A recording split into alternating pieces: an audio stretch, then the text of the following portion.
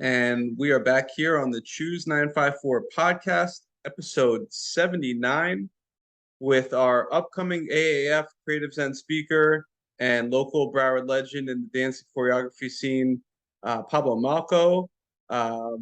We are very excited to have you share your story on September 9th as part of our monthly Breakfast Lecture series. But before we get to there, we wanted to have you on the podcast to do a little preview and let some of the folks that might not be familiar with your work get familiar with the incredible things you've been doing in the community for years now.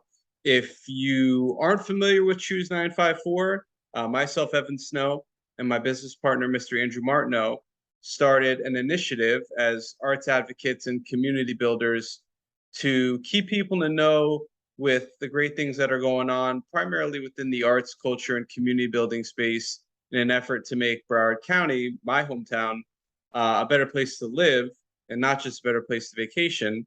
The point of the podcast is to connect you with incredible people like Pablo that do important things in the community. He's definitely has quite a bit of important initiatives. So without much further ado, Pablo, why don't you introduce yourself a little bit and kind of take us through a little bit of your journey at a high level here. I appreciate that. Thank you so much, Evan, for the great introduction. Shouts out to Choose954. Shouts out to Andrew, to Mr. Snow. I see you guys work in the community, so I just want to say first and foremost, it's so very much needed, and you guys have been doing this for a long time. A very grassroots organization. I saw you guys grow, and I see what you guys do to kind of enlighten the community about the arts community right around them that a lot of them don't know about. So I think that's fantastic, by the way. I'm a huge believer in that. I had a fortunate opportunity to be a professional dancer for going on 30 years, not going on 30, for 30 years now, actually. So I always believe in kind of giving back to the youth in the community, and just helping other artists kind of find their way in their path. Just for a little bit about me, I was born in Brooklyn, and I was raised in Lawrence, Queens. I can't even say raised because I left when I was 7. I went to Trinidad and Tobago. I left there, I went to Texas. I left there, I went to California, and I've been in Florida now for about 27 years. So, and I tell you all that because like everything else, my travels has influenced me as a person, the way it shaped my mind, the way that I see the world. And I have a lot of appreciation, and I guess appreciation is the word, for all these different places that I saw, all these different places that I live, and all these different places that kind of help inspire me to be the person that I am today, for starters. Should I keep going? Oh, well, and I didn't know that you spent some time in Trinidad and Tobago. Andrew happens to be from Trinidad, and we always like making those connections. But yes, from that point on, yeah, please kind of fill us in. I know you've accomplished quite a bit in your few short years on this planet here. I appreciate it. I appreciate you saying that. It never feels like it when you're in the driver's seat, like you've traveled as far as you have, and if you've waded through as many waters as you have. I come from a Caribbean family where dance was something that women did, and it wasn't a real career. And I say that because I feel like so many artists go through that with friends and family, Yeah, but what are you going to do as a backup plan? I'm going to tell you, man, I went to college and I took dance, which was my first formal training, to be quite honest with you. I was already 18. I had already been dancing, every day for like 4 or 5 years at that point. And I knew this is what I wanted to do. But I took photojournalism as a backup because I had to. If you gave me the option, I would have took dance and did dance as a backup too. That's where my mind was. I was set on a goal. However, I gotta say, I was blessed to be able to walk the path that I walked. You know, I have a brother who's in entertainment, and because of his connections, I was able to be seen by some of the right people at the right time. You know, they really say being in the right place at the right time is huge. And when I was younger, because of his connections, somebody saw me doing something, go, hey, I didn't know you did that. We want you to come do this performance for us. That performance led to another thing. Here I am 30 years later with a decent resume. So I'm kind of wanting to do this talk because I want people to know that you have to follow your deepest desire. Now, of course, if your deepest desire is unethical and it's at the cost of other people or the expense of other people's happiness, livelihood, or health, that's not cool. In no form or fashion is that cool. But if your desire is to make yourself happy, again, without it being at the expense of other people, then I'm all for it. And sometimes we get caught in the world of popularity, fame, money, or having a perception that makes people go, oh, that person is great or cool or successful. And the truth of the matter is that is not where happiness lies, in my opinion. Happiness lies in being able to wake up and do what you love doing on a daily basis. Now, because you love doing something doesn't mean it doesn't get hard. It doesn't mean that you won't run into some challenges. It doesn't mean that you won't fail at it sometimes. But it's something that you love doing, and just loving it is enough encouragement for you to continue to strive and find new ways out of whatever hole you dug yourself into, so to speak. So I started as a dancer, as I told you, street dancer. I learned ballet, started when I was 26 with ballet. I've done a little tap, which I think is my weakest, but one of my favorite things to do, to tell you the truth. I spent a lot of time doing martial arts only because I'm a physical person, right? And today I don't do any of those. Maybe I do a little martial arts because that's my form of exercise. I don't lift weights. I don't go to a gym. I'm a martial artist to my heart. I want to build muscle and stay limber through martial arts. I don't dance as much anymore.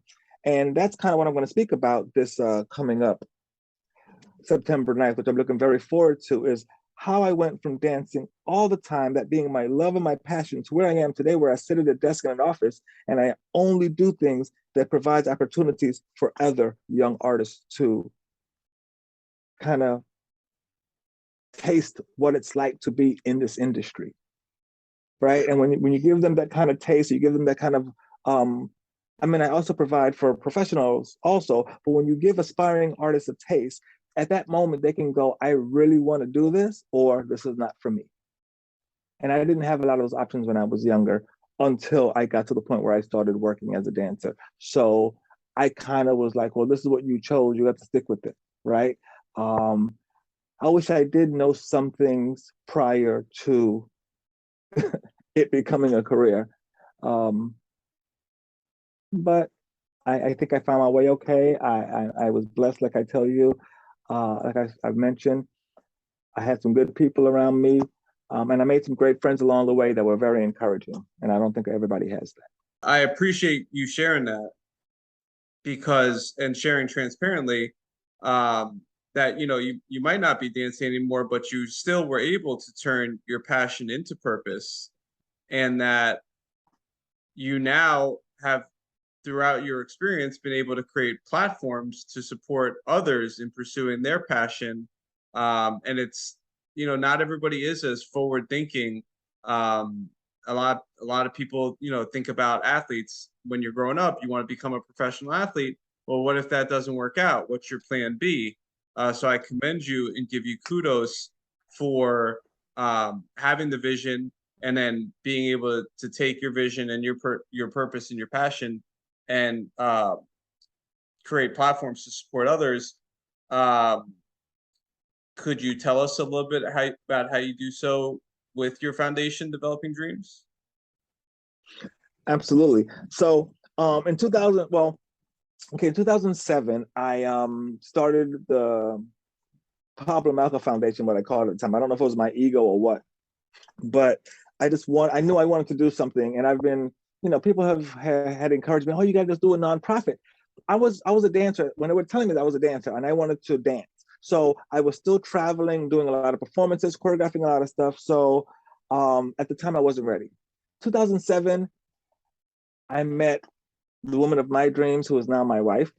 Oh, I met her in 2006, actually. And I knew at that time that I needed to stop traveling so much because I wanted to build and nurture a family. So to be quite honest, just be very open about how I got here. Okay. In the way of planning, not traveling so much, being at home in Broward County and doing more work in my community, because I was going into Europe and teaching kids and spending months out there at a time working with other people's kids and not my kids right here at home in my own community. So the Pablo Malco Foundation, we were just teaching dance and performing arts, ballet, hip hop, tap, stuff like that. After doing that for a while and getting to know these kids and seeing them every day and realizing, oh my God, these kids are me when I was a kid. They have no idea what's available to them outside of this community. Because my dad, rest his soul, my dad was a hardworking man. He raised my brother and I. He worked in snow, sleet, rain. He really did. And I'm not just saying that. So I have a lot of respect for him and for all, people who have jobs that they probably don't love, but they do it to support their families. So my dad wanted me to be a construction worker like he was. My dad was a specialized pipe fitter and welder. He wanted me to follow his footsteps. So I'm looking at these kids in the community and I'm going, they're going to end up doing what their parents are doing too. Okay, how do I expose them to other things? Now, nobody knows this about me, but in 1997 and 8, I was signed to a record company called Who Done It Records, who was signed to Mesa Blue Moon, who was signed to Atlantic Records. So it was a small deal, and I used to do reggae dance hall music. So I love music. I love songwriting. I love music production. I love all that stuff. So when I started looking at these kids and going, what else can I show them other than dance? I was like, oh my God, music production. I started doing this in 2002 and everybody thought I was crazy. Everybody was like, what music production? Like, what is that? These kids don't want to learn that. They want to move their bodies and all that. Okay, yeah, they need to move their bodies. I get that. But these kids do want to know what this is. I met with several organizations at the time that were much larger. They shunned me away. A month or two later, they were offering the same program that I came offering them. But I just want to throw that out there because it really did hurt my feelings. But everybody gets their turn, and it's been my turn for the past 13 years. Because I eventually found my way, started offering photography, music production, video production, web designing, and graphic design through after school and summer programs. So for the past, I want to say 12 years, solidly, we have been offering after school programs in media arts and performing arts and instrumentation to kids who normally can't afford it or who are not exposed to those kind of things. Because they took it out of the schools. And when I took them out of the schools, like I took that personally because I played violin in 7th grade. And even though I can't play a lick of violin today, that really helped shape me and may help me understand arts and made me have a love for arts and music. So, that's how I got here. Powerful stuff. And I definitely resonate with you on, other organizations that, have conversations and there's synergies. It doesn't work out. And then they end up offering the similar thing later. And I could already tell you take the high road. I could tell you pride yourself on taking the high road. And that's one of many things that has led you to obviously having a long-standing career, making an impact, changing lives. But I really admire your admiration and love of the dance form and of the movement and of these practices, martial arts being one of them. You mentioned tap, you mentioned ballet, and other modalities. for those that might not really be that familiar with these movement practices, could you share your thoughts personally, and then I guess professionally, as it impacts the work you do through the foundation, of the importance of dance and movement in one's life? Oh my God. Okay, hold up. So we got a couple we got a couple days for this answer, man. Okay. Okay. So yes. Okay. So okay. First, let me start off just saying this really quickly. I've been working with senior citizens for about the past 6 years. I teach them twice a week, and that's one class that I won't pass on. I have 9, maybe 10 instructors that, but that's my class. You guys can't teach that class, and the reason is not only is it inspiring to me. I have students that we do chair aerobics now. We used to do line dancing 6 years ago. Now we do more chair dancing and chair aerobics. And I'm only saying that first because, dude, I have 2 or 3 students that are 99 years old. Okay. And they can move, my brother. They can move. Okay.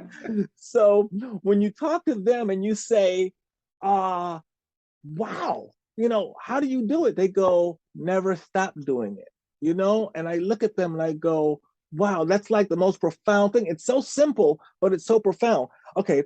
So, okay. I'm not trying to be rude here or exclude anybody. I just want to bring up a point.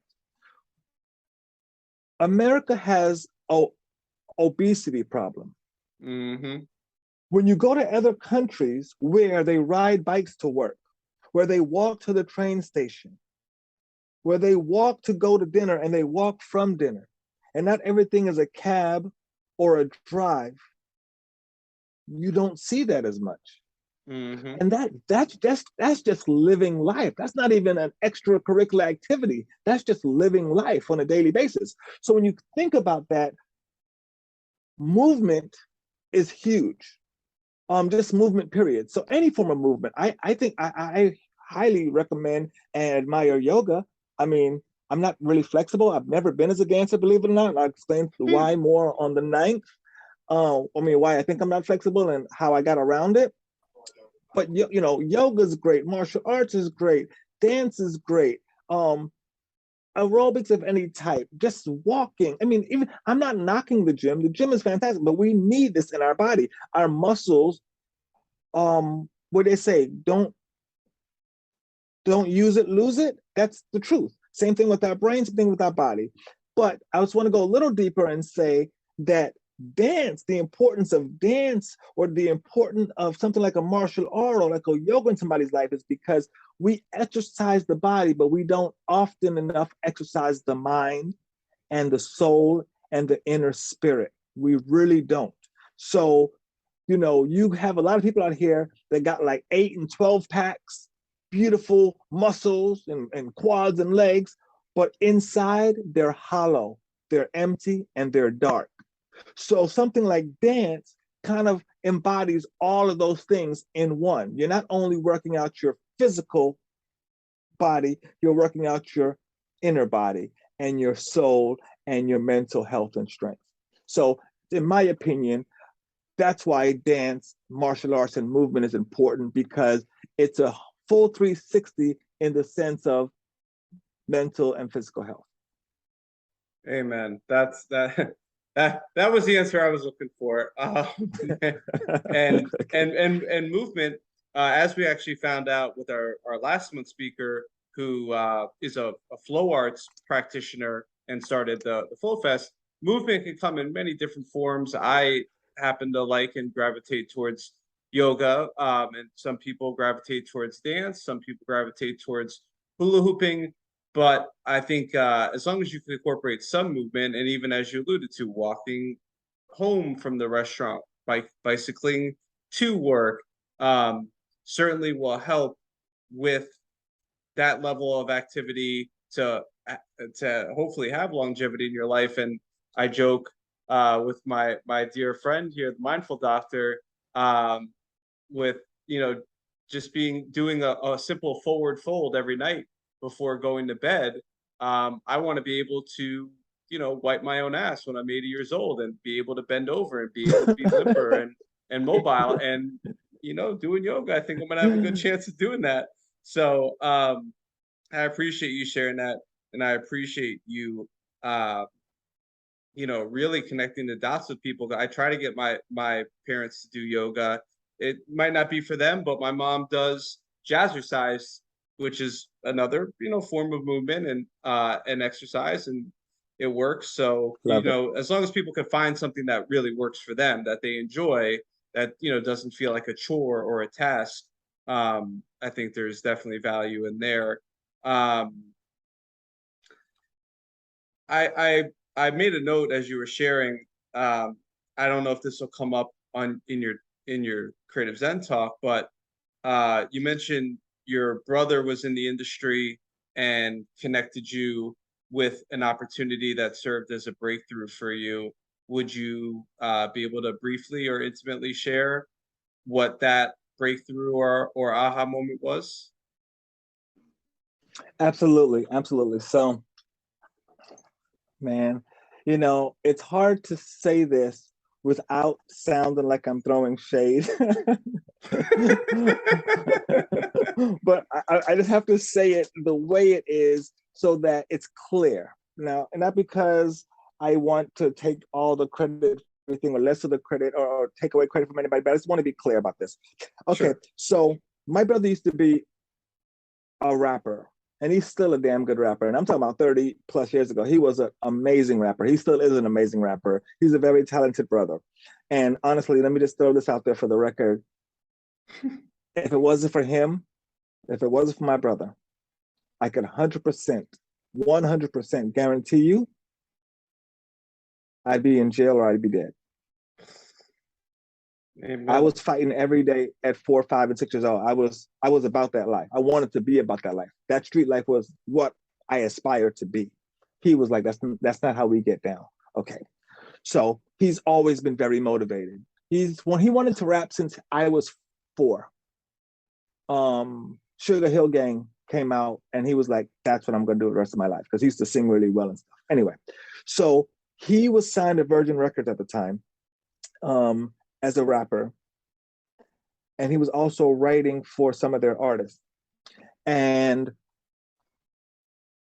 I used to want to dance for him, but the truth of the matter is, I wasn't quite good enough as a dancer. I was trying to find my way. I could dance, but not on the level of these guys in LA. And I had just came to LA to stay with my brother, and I'm 16, 17 maybe, and he's my my legal guardian at the time. So he's going to rehearsals at a place in right off of Sunset in Hollywood, California.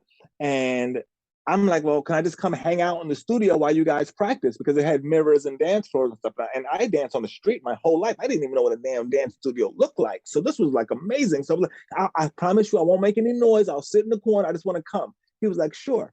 So when the rehearsal was finished, I got up and I started just going at it. I had like 3 minutes before we had to get in the car, but I was like, I'm going to practice in front of a big mirror, and I'm dancing. And a lady walks up to me who's from Virgin Records, who was there watching the rehearsal, unknown to me. I didn't know who she was. She walks over to me. She goes, young man, you dance really well. I was like, wow. And she's like, how much do you weigh? I said, I don't know, 145. How tall are you? 5'8", 5'7". She was like, you'll be perfect. Would you like to do the Black Expo for us as Skat Kat, Paula Abdul's cat, who did 2 steps forward, I take 2 steps back? Remember that song? What? And I'm looking, yeah, I'm like, yeah, dude, I didn't even know what that was at the time. I'll be honest. I mean, I know who the cat was. I had seen the video, but I didn't know anything like that, what they were planning to do with him. Let me say, I didn't know much about the whole thing. I was like, yes, it's a job, I'll take it, kind of thing. So I went to the Black Expo for them, and they were like, yo, you got the job. I didn't know I was auditioning for a job. They was like, you got the job. I went on tour with Paula Abdul for about 1.5 years off and on, like maybe 2 or 3 times a month, when I was 18 years old, from that one performance. But now I want to explain, because this is where it gets blurry, and I always have it cleared up. I didn't dance for Paula Abdul. I was Skat Kat. Skat Kat was a separate entity from her. Once she came out with that song, he had his own album and he had his own tour as a performing cat. I wore a costume, and if Paula would go to New York, I would go to New York. But I would go to all the hospitals, I'd go to all the malls, I'd go to all the places where there were a lot of kids, and I would promote that Paula Abdul was in town tonight. And then once in a while, they would have me, because we had like 2 or 3 of us that wore this costume, different costumes. I would have to do my own show as Skat Kat. So they'll take me out. I'll be in front of a crowd in this big costume, and I'll be kind of like lip syncing to the music and dancing and freestyling. And that was my job, bro, for like a year and a half at 18 years old, 3 months into college. Needless to say, I didn't finish college, but anyway. It's not where you start, it's where you finish. And I mean, listen, someone's got to do the Skat Kat, and if you're signed to Virgin Records and you're touring with Paula Abdul, if you're on the stage or if you're behind the scenes, I mean, that's pretty good. That's a pretty high level.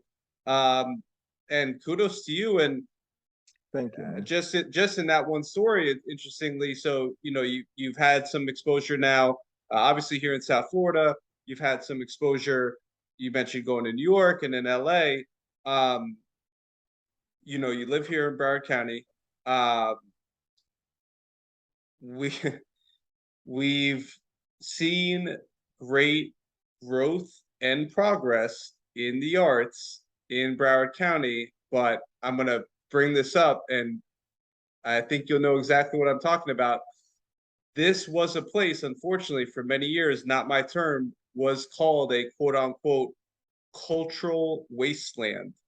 Right down the road from the Mecca of arts in North America and potentially the world, Miami, Art Basel, Wynwood, Broward County, Fort Lauderdale. Unfortunately, some people in high levels of government decided to call this place a cultural wasteland, despite many efforts of people like yourself, and myself, my business partner. But thankfully, you know, we are in a much better direction now. But from your experience over time, could you share on your thoughts on the evolution of the arts in Broward, and I guess more specifically to your seat, you know, the dance and choreography world? 100%, man, 100%. And I know I'm a little long-winded. I'm going to try to be a little shorter on this, but I have to explain this. Please, I came please. I came here in 1995 from California. Okay, to be quite open and truthful, I didn't come for dance. I came because I wanted to be closer to the reggae music, because I said I was signed to Whodunit Records as a reggae dance hall artist. Because at some point in my life, I realized that I wanted to help people. I wanted to kind of be an evangelist, but I want to do it through music. And reggae is that positive source of information constantly. Well, at least it used to be. So I wanted to be a part of that world so bad. So I moved here to be closer to that. I started offering dance classes as a way to pay bills, because, you know, we're recording songs and we're flying back to LA every so often, but I wanted to have a job that I enjoyed doing while I was making my album. Dance kind of took over my life again. But I would go to people in 1995 and give them a resume and say, I want to teach hip hop dance. And they would look at me and be like, hip hop, what's hip hop? Or that's not real dance, young man. We only do real dance. Dude, I've had so many doors slammed in my face. I've had resumes teared up in front of me. I've had my pictures thrown on the floor in front of my face. I've really have seen this thing grow. And this is huge. Part of my story is going to be about this on the 9th, because I want to tell you how I went from that to how I went from going, I don't want to be part of this industry anymore. I'm a very non-confrontational type person. So I'm going to get more into that on the 9th. But just to stick to the question right now, very close-minded when I first came to Miami in Broward County. The scene, the scene, if you didn't look like them,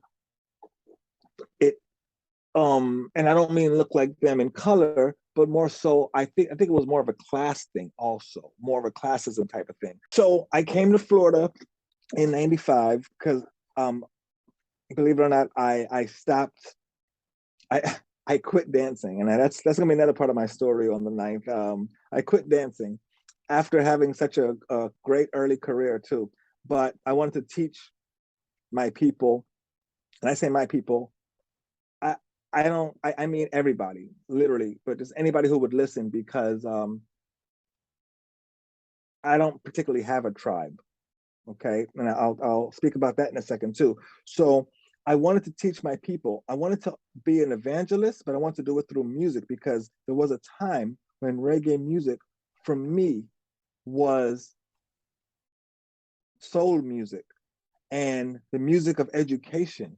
I learned a lot of who I am today is because of reggae music, right? So I wanted to do reggae. So I moved to Florida to do music. And then as a job, while I'm recording my album, I would fly back and forth to LA a couple of times a year. And we were working on our project. I living here, I had to pay bills. So I was like, I worked a couple odd end jobs. Oh my God, I could tell you guys about some of those too on the 9th. It's pretty funny, some of them actually. But I said, I'm going to go back to teaching dance because, something I enjoy doing. I can do that while I work on this album. And I would go to dance studios in '95 when I came to Florida, and mostly in Broward County. And they would tear my resume up. They would laugh at me. They would close the door in my face. I had a lady throw a picture back at me. my headshot just throw it at me. And I was like, oh my God. Like, you have to know, first of all, I'm going in there for a job. So I'm going in there on my best behavior, full manners, the whole nine. And they're treating me like dirt. I had a woman literally tell me, who do you think you are? And I was just like, whoa, like, what is this? That's not real dance. Um, that's not dance.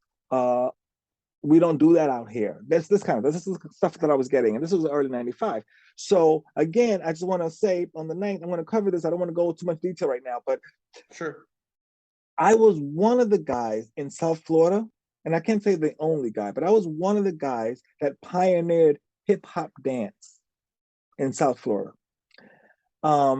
And the fact that I quit again to do more of my nonprofit. Now I can do both, but I chose not to because the climate of the scene has really turned me off. I'm not very confrontational. So when things get confrontational, I start looking for other options. Now, it doesn't mean that when things get hard, I stop going. Just when things get confrontational, it becomes a problem for me. Right. So I saw the art scene gradually grow and hip hop become one of the biggest forms of dance in my community. Listen, man, I must have been, without exaggeration, I must have been to about 50 studios between 1995 and 1996, asking them for hip hop dance. Nobody hired me. Nobody wanted to talk to me. Nobody called me back. Nobody returned my calls. Nobody even responded to my email. Okay, fine. Can I tell you that I've gotten a call from at least 35 to 40 of those same studios over the next couple of years going, Pablo, we want hip hop now. I believe it. I believe it. And then, people were stepping on toes, and I just don't understand why people think that there is not enough for everybody. You think fish in the ocean fight because there's not enough water to swim in? I just don't understand. So amongst dealing with the people who think you're not of their class, or you're not on their level, or you don't have the experience, then you're dealing with the community who is also like crabs in the bucket fighting amongst each other because they don't want you to get in so they could get in. So it was kind of like a battle on both ends. I was trying to do business to business relationships. Those were failing me because we were a little slow on getting there. As far as what urban art is. And that's where the story is going. It's going to the urban art. So there was always, I think, some form of opening for classical artists of all genres: ballet, fine art, painting, instrumentation. There's always been more of that on the scene. But I'm an urban artist. I was a street dancer. And that's why I have the Developing Dreams Foundation, is particularly for urban artists. Because still to this day in 2022, there are not enough options. And things available for urban artists to exercise their passion or their purpose, right? If you can, Amen. I'm gonna ask you, Mr. Evan, how many people, okay, now I know not everybody cares for rap music, and I gotta be honest with you, I have my woes about rap music and even reggae dancehall music today, which is the music that raised me. Okay. And I realize that I'm a little older and kids are into different things. But let me just ask you this. How many platforms do you see for young performing artists to exercise their talent? The only one locally, the only one that really comes to mind is Darius and the Art Prevails project.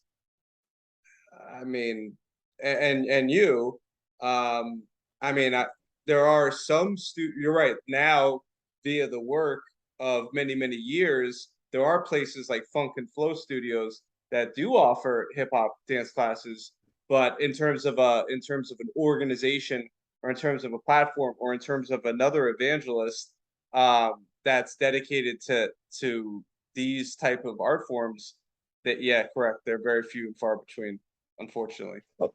So I just want to say this. Dance classes, hip hop dance classes, all over the place. You could find hip hop dance classes everywhere. You could go to a ballet, a school that says School of Classical Ballet or something of anything of that nature, and find hip hop dance classes inside of it now, because that pays the bills today. Sure. Okay. But to me, that's not exercising your purpose. That's a place where you go to study. It's like school. Nothing's wrong with it. I'm not knocking it. I'm just saying it's different from what I'm talking about. I'm talking about, how do you go from that dance studio, and where do you go to actually go on a real stage that in front of people that are not just your friends and your family, and perform for a real audience of strangers, and go, okay, I'm good at this. I'm not good at this. I can excel at this. I see where I need to improve. Not many places. You mentioned Darius, and I see that they do pretty awesome stuff out there. I just want to tell you, I have been doing this specifically since 1997, providing these opportunities. And I will have to say, I believe that I am one of the guys, if not the guy, to pave the way for people to be able to do it today. Because when I was doing it, listen, man, I've been doing this since 2007. I got my first grant in like 2015. You know why? It wasn't the first one I written. It wasn't the first one I wrote, brother. It was the first time somebody saw what I was doing as needed in the community. And before I was doing after school programs, I was on with the foundation. I was only doing dance productions. I was raising money to do dance productions to provide work opportunities for local performing artists. Okay. And nobody would give me a cent, not $100, not $50, not $10 toward this project, right? And then somebody did give me money, and that was Broward Cultural Division. Amen. Adrian Clark and Jim Shermer. And I got to tell you, that changed everything for me. That was like the moment where my confidence changed, brother. My life changed. Everything said, oh my God, oh my God. And dude, let me just tell you this. I have videos of this show. Actually, I may be lying. It may have been, I may have gotten approved in 2012, but I didn't get the grant to 2013 or whatever. So it may be a couple years before that. Sure. And it was Broward Cultural Division. And I did that show, and I have videos to prove it. I did that show, brother. Everybody came out, and from that day on, people have been going, oh, you have to talk to Pablo. Pablo's the guy for this now. So I started to, listen, I'm not tapping myself in the back. I'm not trying to brag. All I'm saying is I hit the road. I paved the way. I made it a cool thing. And I showed people who didn't believe that it could be, how do I want to say this? That it couldn't be a professional art form, so to speak. When they think of street dance, at the time when I came and I was asking, they just saw some brothers spinning on their face on cardboard paper with bad attitudes and sagging pants. But when they saw what I did, it was called hip hop symphony. I had an orchestra, I had hip hop and contemporary dancers, and I had a rock band on all at the same time on stage. And from that moment, people started going, yo, this guy does something different than street dance. No, no, no, we do street dance. It's just not what you thought it was. You made up your mind that it was bad and derogatory and offensive. And we show you that there are so many different elements to this thing that we call street dance and street or urban art. And that's where I think a lot of the tables started to turn, because you know what? Nobody was doing what I was doing at the time. And I do take full credit, 100% credit, for the organizations that come after me, that I set an example for how it should be done and how it could be done. Amen. And that's no shade being thrown. No, that, not at all. I commend you for paving the way. I appreciate you eloquently highlighted, showcasing, and putting into context. It really does take years and many doors slammed in your face, many grant applications denied or not even responded to, many asks for sponsorship and funding that you feel and know in all reality are qualified and just, for sponsorship that just don't get fulfilled. And it can be very, very frustrating for an artist, for a producer, for a community builder, for an entrepreneur, whoever that person may be, to keep wanting to pursue this mission, this passion project. I really appreciate you mentioning the evangelism part of things. Clearly you are an evangelist in this space, in this community. Somebody had said that to me years ago, that I was like an art evangelist, and I didn't really know what that meant at the time. But it really takes people altruistically, which is something Andrew, keyed me into and instilled in me, that you got to do good without having your hand out, necessarily hoping or expecting anything in return, but doing good because it's the right thing to do, creating these platforms for the future generations, and getting people to care. And you're right. I feel you 1,000,000% about, you're not asking for a pat on the back, and you're not asking for the 50 dance studios that you brought the opportunity to have hip hop dance classes at. You're not asking for them to give you a part of the revenue now, or to give you credit for instilling this opportunity in them, which now leads to more offerings and more people moving forward. But somebody had to do the work, and it'd be nice to at least get the credit. And I'm so grateful that Adrian and Jim Shermer and the culture division does see the value in this work, because it does allow you to do bigger and better things. And I did want to segue now to some of what you mentioned. You mentioned some of your current offerings in terms of with the seniors and with classes and after school. But could you share a little bit some of your current initiatives and ways that people might be able to attend and participate, like the choreographer's ball and some of the other things that you have going on? Absolutely. So, let's listen to this, right? So I've been doing this for 25 years. We just mentioned 1997. I hosted my first show in 1997, and I've been doing it since, right? So, and why am I telling you that? I'm telling you that because I know a lot of artists. Okay, I could do, if I wanted to do a show tomorrow, literally tomorrow, I promise you I can make 50 calls today and put that show on tomorrow, flawless, without a hitch. Okay, but I don't do that. What I do is I open it up to the general public. Some of my friends and some of my peers miss opportunities that I offer because they don't respond to my post or my emails. So I post everything that we're going to do on social media. And if you are into this industry and you want to be part of an event that I do, or you probably want to be hired by one of our productions or something of that sort, or you want to be referred as a professional by us when other people call us, because people still call us from all over the place. We need this, we need this, we need this. I still get it. I got one right now that I have to respond to when I'm up for this thing. Anyway, so I would just say follow our social media, join our mailing list or something like that, because that stuff is always there and it's always out. Choreographers Ball is October 23rd this year. All you got to do is submit a video of your dance team, and it's on the website. It's pretty easy to find, I think, under events, Choreographers Ball, submissions. It's pretty easy. I have a talent show coming up here in September, another place where I'm now looking for new, fresh talent.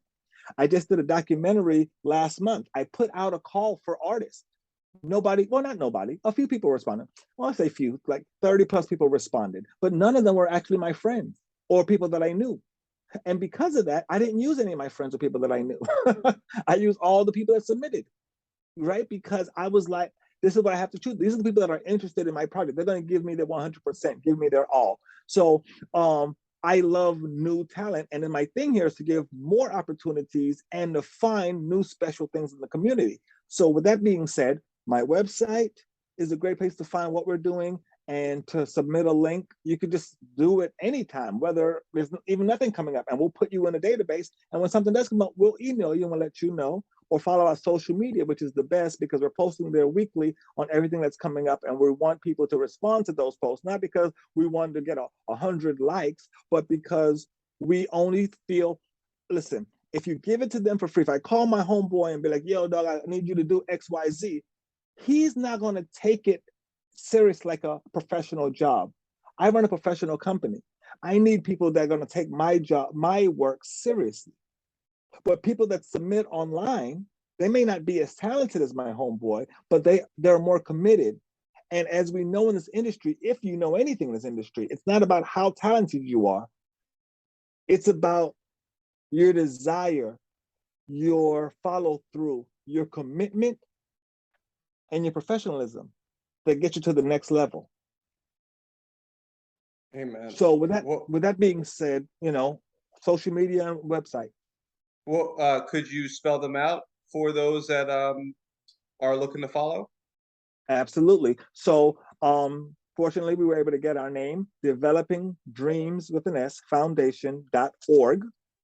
On Facebook.com/Developing Dreams Foundation. And on Instagram, Instagram.com, Developing Dreams Foundation. Don't forget the S after dreams, but other than that, we're pretty even.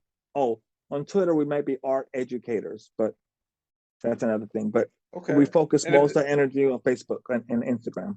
And if they want to email you directly, what's the best email address? P Malco, P as in Paul, MALCO at developingdreamsfoundation.org would be the best, or just go to our website. You can even go to my website, info@pablomalco.com. I do a lot of personal projects where I still hire artists, but for things different from the foundation, a little bit more avant-garde, and a little bit more possibly controversial, right? I never intend to be that way, but I just wanted to throw that out there. So info@pablomalco.com or pmalco@developingdreamsfoundation.com, whichever is easy to remember. Phenomenal. And one last question we like to ask the locals on the podcast here, and you've alluded to some of it, but why is it that you choose the 954, having been to the places you've been to, lived in the places you've lived? Why do you call the 954 home? Oh man, that's a really good question, and I have to think about that a little bit, because to tell you the honest to God truth, I don't know. I should have left this place a long time ago, but I'm glad I didn't. I was ready to move to Austria, Vienna, Austria in 2006. I was ready to move. Because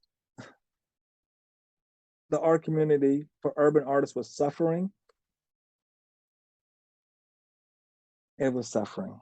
I stayed for multiple reasons, to be quite honest with you. One, because of my wife, and another reason was because there were some kids that I was teaching at that time that I felt like I was more than a teacher to those kids, and they looked forward to me, man. They celebrated me when I arrived, and I said it would have killed me to pass them on to somebody else, right? It would have killed because, and I got to tell you, some of those kids reach out to me today as adults, and I go, I made the right decision, because they're like well established, respectable, contributing citizens to our community. And I just love it. I love it. I love it. I love it. So there were classes that I was teaching at the time, which was only dance, because nobody would take my music production classes, that were very dear to my heart, man. And I couldn't even take telling them that I was going to leave. I couldn't. So I ended up here, man. Everything happens for a reason, huh? Absolutely, absolutely, absolutely. 100%. Oh man, this is good stuff. I will wrap it up. I will be respectful of your time. But you mentioned the kids. In closing, any noteworthy success stories that you that you care to share, from either kids you've taught, mentored, or have had come through the program? Well, okay. So I'm just gonna say this, and when kids come to my program, it's an hour, 2 hours, 3 hours a day. So by no means will I ever take credit for their success, because a lot of them don't have to come to me. Or sometimes they're stuck in a camp that makes them take my class. But there's so many other people at that camp that are influencing and inspiring inspiring those kids to do better with their life. But I just want to say this. My assistant choreographer at the time, Athena Cameron, brought a young man to me and was like, Pablo, this boy can sing. He's talented. He can't dance that well, but we're going to work with him. We're going to get him up there. I teach him privates, but I want to bring him to our dance company. We had one of the few hip hop dance companies at the time. Nobody was really much doing it. And I was like, okay, let's bring him down. She brought the dude down. I was like, oh my God, okay, this boy really can't dance, but she wants me to put him in our choreography and all this stuff for shows. And I'm like, I don't know if we can do this. Anyway, we're working with him. He starts to develop a little style. A couple of years later, I get more involved with the organization, Pablo Malco Foundation, which is now Developing Dreams Foundation. So I start spending more time with the organization, less time with the dance company, and it kind of eventually dissolves for a minute. I'm not doing as much practicing, only when people call me for events and shows. Long story short, I go to my television one day. I'm watching VH1, and this face comes up, and a picture, and on top of the picture it says, and I have it on my phone, so it says, Jason Derulo used to dance for Fusion Entertainment, which was my company. Jason Derulo is like one of the hugest pop stars out there today, from right here, from Broward County. That's right. You know what I mean? So, and he's known as the dancing machine. Not only can the boy sing and perform, but he's known as the dancing machine. I can't, and I'll be honest with you, I can't take any credit for that. But I'm just saying, here's a kid that came through. He knew what he wanted. We were there for him as a landing spot. He worked his way through that, and he worked his way all the way up to becoming a successful musician and artist. And that's our hope for everybody. I think the one thing I will say, he always knew he wanted to be a singer. The one thing I think I will say is we helped him realize that he could do it all. But I do not take any form of credit for that boy's talent, his growth. If anything, my girl Athena, who's my sister choreographer, she was the one who, even after rehearsals, would stay with him to make sure he learned the dance, would meet him on her personal time. She spent time with him. but the guy came through us. I have pictures of us. I don't put him out because I don't want to embarrass him, but I have pictures of him when he was 15, 16 years old in my dance company. You know what I mean? So, I love to hear it. A true story. I 100% believe it. And you know, they're and by having platforms, by doing the work, and by being an evangelist and committed to that vision, it does create a space, a container, an opportunity for a Jason Derulo, for an Ariana Grande, and for some of these talented people that have come from Broward County, um, you know, to be able to pursue their craft, pursue their passion, pursue their creative outlet or profession, whatever it may be for them. And you don't know if, until you try it. So I appreciate you sharing that.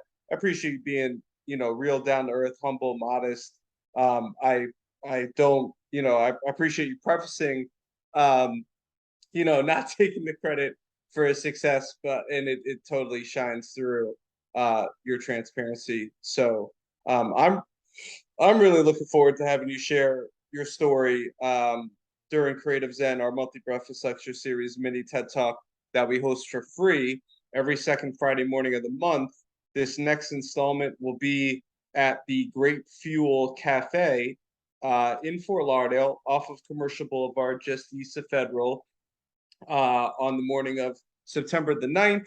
We have doors open at 8:30, have a little opportunity to mix and mingle with fellow community members, and then talk, and free guided meditation starts shortly after 9 o'clock to put us in the Zen state.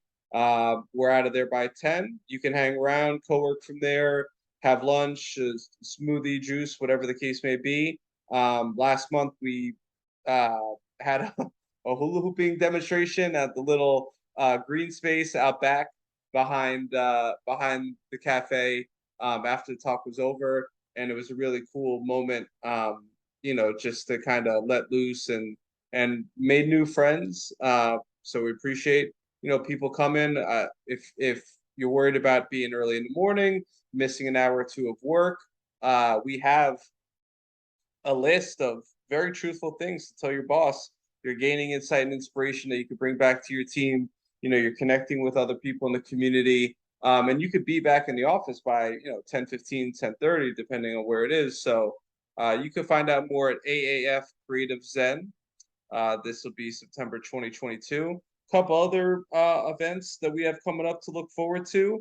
The return of 954 Day, the third annual installment. We do another form of movement, September 5th at 4 p.m. We host an annual bike ride. Past 2 years when I was living in Fort Lauderdale, we did it throughout downtown and beach. This year, since I moved to beautiful Hollywood, Florida, we're going to start it at the Hollywood Arts Park at Young Circle in downtown Hollywood. Um, Free parking in the Publix garage. If you need to, you know, drive over here and bring your bike. And we're going to start it off with a light stretch, light yoga flow with one of my favorite local yoga instructors from our studio, Bend and Breathe in Hollywood, Yanni Amador, aka Yoga with Yanni. She's going to lead a light, complimentary donation-based stretch at around 3:30 before the bike ride starts at 4. She is an advocate, as well as myself, for Yoga for Change, which is a beautiful 501c3 nonprofit that provides a lot of trauma-informed resources through the yoga practice to people in recovery, people in prisons, people in women's shelters. So if you do feel compelled to, you know, make a donation, $9.54 for 954 Day, it would go to Yoga for Change, but it's not required, just optional. And then we'll take a nice little bike ride down Hollywood Boulevard to the beach, back, you know, bring people together. I'll try to point out some interesting things about Hollywood. So that's a free event, Monday, September 5th, 4 p.m., Labor Day.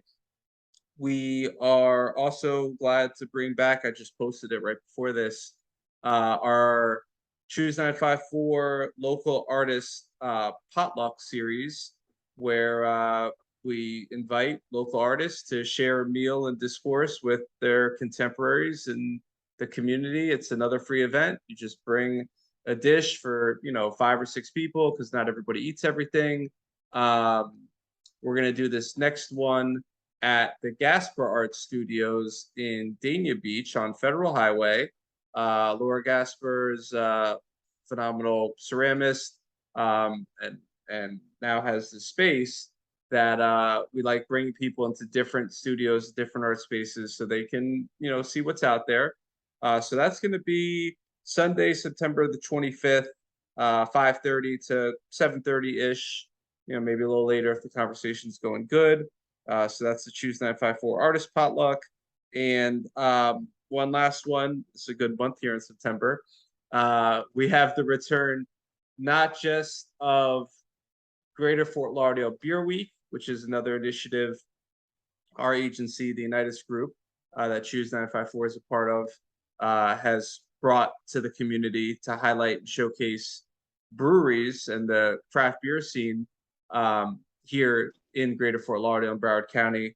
But the anchor of this week is the return of the 5th annual Femme Ale Brew Fest, founded by my business partner's wife and one of our partners, Francis Martineau, who created this platform to specifically highlight and showcase women in the craft beer industry that either own breweries or they're the brew masters, brew mistresses. And they've got, I believe, up to 40 breweries coming this year to the Kimpton Goodland Hotel on Fort Lauderdale Beach. So you could, get samplings from probably over 100 different beers. Really nice place.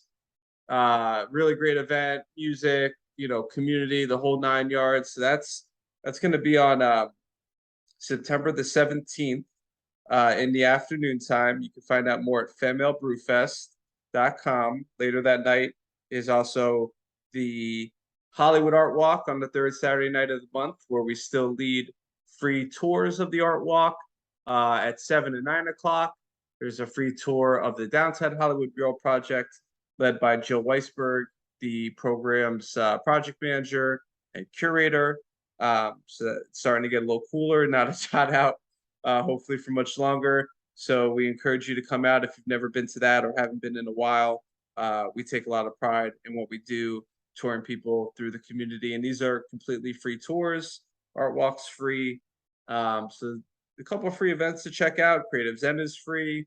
And I guess just last one to save the date for, we got the return of Fort Lauderdale Art and Design Week coming up for the 5th annual installment, January 21st through the 29th. Already talking with Pablo about potentially doing something, maybe screening one of his films during the week, or who knows, maybe having some other events. So you can find out more at ftladw.com. You could drop me a note, choose954 at unitasgroup.com. Find me on social medias. I'm an open book. Pablo's an open book. Feel free to reach out, connect, engage, inspire, and hopefully, and I actually feel pretty confident about it, this conversation got the wheels in your brain turning and creating new neural pathways, and maybe inspires you to try a different form of movement or a different modality or stepping outside of your comfort zone or any or all of the above. So Pablo, I genuinely appreciate you taking the time. This was one of the more enjoyable conversations I've got to have, and I'm really looking forward to you sharing your story in full at CreativeZen, and appreciate everything you do in the community, man. We can never have enough art evangelists. So I really appreciate it, man. Thank you so much. You guys do some fantastic stuff yourself, man, and I'm looking very forward to connecting with your audience on the 9th. Hopefully some of my friends will come out and kind of hear the whole story because they've heard bits and pieces, but they don't really know how it all went down and what gets me here today and why my wheels are still spinning and why my heart's burning to keep doing this work in my community until I can no longer breathe. So I'm looking really forward to it, brother. Thank you. Amen. My pleasure. We'd love to hear why you choose 954. You feel free to drop us a note. If you know somebody doing important stuff in the community, feel free to share it. Always looking for new people for the podcast. We appreciate you tuning in, and we'll see you at Creative Zen.